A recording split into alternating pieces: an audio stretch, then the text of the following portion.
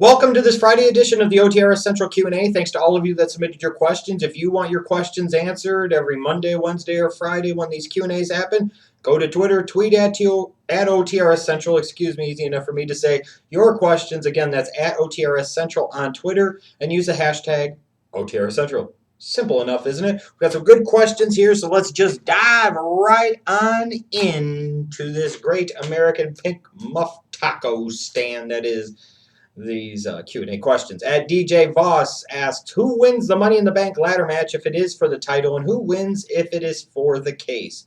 If it's just for the case, I would assume Cesaro at this point. Who would win the Money in the Bank ladder match if it's for the title? John Cena.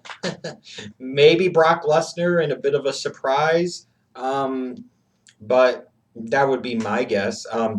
At the Mad Stork 83, where would TNA Wrestling be today had Paul Heyman took over creative control for TNA as rumored back in 2010?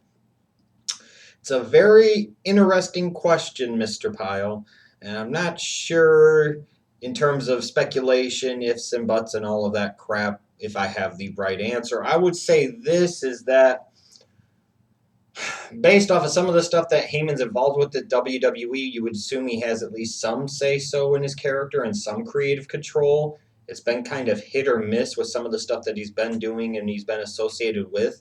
Also, people are talking about, Paul Heyman, as this creative genius, which he is clearly, but you're going off of a reputation that was earned over 15 years ago. Does he still have that touch? Would he still be able to do the things he'd done before? I think he would do some positive things for TNA, but I just don't know how much, frankly, Pyle, it would have really helped at the end of the day. If, one of the top guys has a clue, but everybody else around him is trying to throw their own shit into the pot and gums up the works, then what difference does it make? You see what happens in WWE's creative process. You could have great ideas and have all types of people on board with something that could be really outstanding, but if a Vince McMahon comes in and poo-poos on it and says, I want to do it my way and his way sucks, and everybody just agrees with him because they're punks and yes men, then, how much is it really going to matter? I guess that's the question. At Brandon16370371, nice Twitter handle, ask, which show do you feel was a better show for NXT, Arrival or Takeover? I think Takeover, and it wasn't even close. I think Arrival had its own importance and significance for many reasons for the WWE, but I think in terms of a pure show, Takeover was just flat out better. I enjoyed that show pretty much all throughout, and I in particular thought the main event title match delivered a lot more than the Bo Dallas Adrian Neville ladder match did at Arrival. That's just my opinion. At Bauer24 Power, if the Money in the Bank match isn't on the pay-per-view, could it be added to the TLC pay-per-view in December, adding something to that card? I suppose anything is possible, but I just don't think that would make a whole lot of sense. If you are going to have a Money in the Bank ladder match, why not have it either A, at the pay-per-view named after it, or B, at WrestleMania? If they were going to have it anywhere, I would rather them have it at WrestleMania 31. And I don't even think it should be its own pay-per-view anymore. I think it should be a part of WrestleMania 31. It's a way to get 7 to 8 guys involved in the show, maybe up to 10 guys involved in the show. And you're guaranteed that that match is going to deliver. And it's usually a good way to get the crowd hot early on in the show. So to me, if I was going to do anything, I'd make it a part of WrestleMania. At Derek Williams 4 asked, do you hate the way WWE uses the word sports entertainment and sports entertainer? Absolutely. I understand that Vince hates the association of being involved in the professional wrestling business, and he has tried for years to try and get away from that for monetary purposes, especially when it comes to television advertising and as a byproduct, the amount of money he can get from television deals. But at the end of the day, you've been calling it this and proclaiming it this for all these years, and look at the most recent television deal the WWE got. They didn't get nearly the raise they could have or probably should have. And you have to ask yourself, why keep calling it that? Why try to keep being ashamed of who you truly fundamentally are when the reasons that you're doing it in part aren't working? It's just a question. Yeah, I hate it. I think it's stupid. If you're not proud of who you are, then who are you really? I think that goes for us in our own personal lives, and I think that goes for businesses and the business life. If you're not proud of who you are and you're not confident in who you are and say, screw what everybody else says, this is who we are and we embrace it and accept it, then what are you really? At Miv Productions, do you think TNA should do prolonged tours in the UK lasting around 3 months? Prolonged tours, probably not for the time being. Do I think they should do 3 to 4 tours of 2 to 3 weeks, in length throughout a calendar year? Yes, I do. At Hassan Shaki, what do you think about the changes that are occurring in Egypt right now? The best way I could put it, Hassan, is this: is that sometimes the only thing worse than the devil you know is the devil you don't know. Some people might have thought Mubarak was bad, and surely he was, and thought it was time for him to go, and it probably was. But sometimes you have to be careful because you replace one kind of greedy dictator with a situation where you end up basically with the same thing. And now you don't know what these guys are going to do here. At least you know what this guy did. And you can sit there and talk about elections and all of this and all of that. At the end of the day, sometimes the devil you know is better than the devil that you don't. And that's the way I put it. At Rare Breed RKO 97, what do you think about Ric Flair coming back as a manager to manage The Miz or Dolph Ziggler, and can he help them? I would think Ric Flair, if he was going to manage anybody, I think the dynamics would work better with Dolph Ziggler because, frankly, I think Dolph Ziggler could use it more, even though it's not like The Miz is exactly blowing the roof off the joint anymore. But I think you would gain more out of it with Dolph Ziggler, and it would have to be one of those type of situations where it played out where Ric Flair is basically stating to Dolph Ziggler that he has all the potential in the world, but he doesn't have a clue how the fuck to capitalize on it, utilize on it, and as a result, he's a waste and he's been a disappointment. And he is there to make sure that Dolph Ziggler fulfills and reaches and maximizes himself to his full potential. I think that's kind of the dynamic that would have to play out in order for it to work. But could a Ric Flair help a Dolph Ziggler a lot more than a Vicky Guerrero or an AJ Lee? Oh, God, yes. Oh, God, yes. No question about it. At Twins of Sanity asks, do you see yourself still doing Off the Rope Show, OTRSCentral, in 5 years' time? I imagine so at this point. I mean, you never know what could happen 5 years from now. I could be doing something entirely different pertaining to internet wrestling media. That's a possibility. Do I envision doing some type of videos pertaining to professional wrestling in 5 years? Yes. Will it be OTRS Central? I can't tell you. I don't know.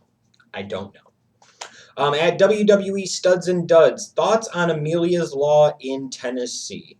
It was good to see that it passed and that it has become law. I do agree with Dutch Mantel a little bit in the sense that this is something that maybe should be explored on a national level. It's not all that cost prohibitive, to do, and the benefits to society as a whole are astronomical.